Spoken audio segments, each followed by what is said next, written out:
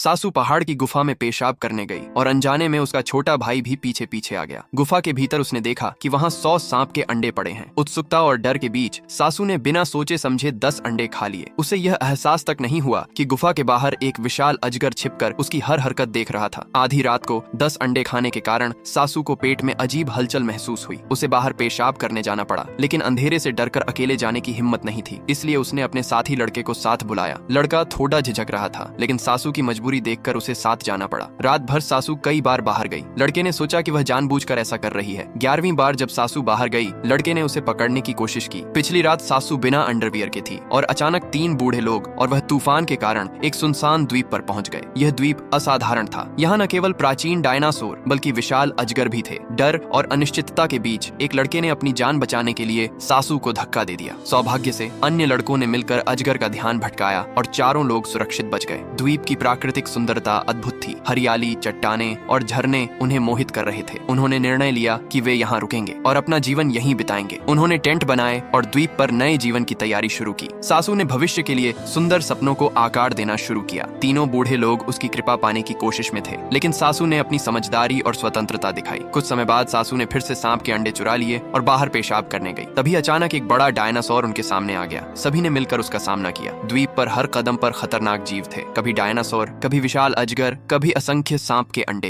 हर दिन नई चुनौती लेकर आता था। इस बीच एक लड़का डर के मारे भाग खड़ा हुआ और अजगर के हाथों फंस गया। अन्य लोग तुरंत उसकी मदद के लिए गुफा की ओर दौड़े। वहाँ उन्हें और भी कई मूल्यवान सांप के अंडे दिखाई दिए। ये देखकर एक लड़के ने उन्हें चुरा कर बेचने का विचार किया, लेकिन उसकी लालच घातक साबित होने वाली थी। अजगर गुस्से में लड़के को कसकर पकड़ लिया। सासू ने अपने पति और साथी को खोने से बचाने के लिए साहस दिखाया। इस बार अजगर पहले की तुलना में 10 गुना बड़ा और खतरनाक था। चारों ने मिलकर लड़ाई की और सिर्फ तेजी, चतुराई और एकजुटता की मदद से वे बचे। धीरे धीरे उन्होंने